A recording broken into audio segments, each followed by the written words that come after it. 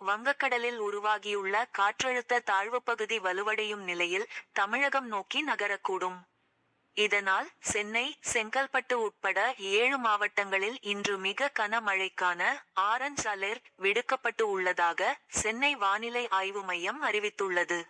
அந்த மையத்தின் அறிக்கை: நேற்று காலை வரையிலான 24 நேரத்தில் அதிகபட்சமாக கன்னியாகுமரி மாவட்டம் திட்பரப்பு பகுதியில் 6 சென்டிமீட்டர் மழை பெய்துள்ளது.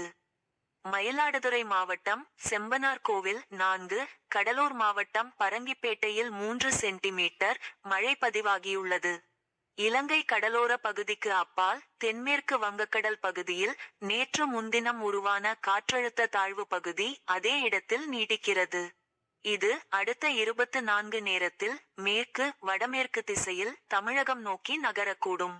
அதனால் தமிழகத்தில் கடலோர மாவட்டங்கள் மற்றும் உள்மாவட்டங்களில் இன்று இடி, மின்னலுடன் மிதமான மழை பெய்ய வாய்ப்புள்ளது. தெற்கு, வடக்கு மாவட்டங்களில் நாளை இடி, மின்னலுடன் மிதமான மழை பெய்ய வாய்ப்பு உள்ளது. சென்னை, செங்கல்பட்டு, திருவள்ளூர், காஞ்சிபுரம், மயிலாடுதுறை, நாகப்பட்டினம், திருவாரூர் மாவட்டங்கள் மற்றும் காரைக்காலில் இன்று மிக கனமழை பெய்ய வாய்ப்புள்ளது. இதற்கான ஆரஞ்ச் அலர்ட் எச்சரிக்கை விடப்பட்டு உள்ளது. கடலூர், விழுப்புரம், தஞ்சாவூர், புதுக்கோட்டை, ராமநாதபுரம், தூத்துக்குடி, திருநெல்வேலி, கன்னியாகுமரி மாவட்டங்களிலும் புதுச்சேரியிலும் இன்று கனமழை பெய்யும். கன்னியாகுமரி, திருநெல்வேலி, தூத்துக்குடி, ராமநாதபுரம், சிவகங்கை, விருதுநகர், தென்காசி, தேனி மாவட்டங்களில் நாளை கனமழை பெய்ய வாய்ப்புள்ளது.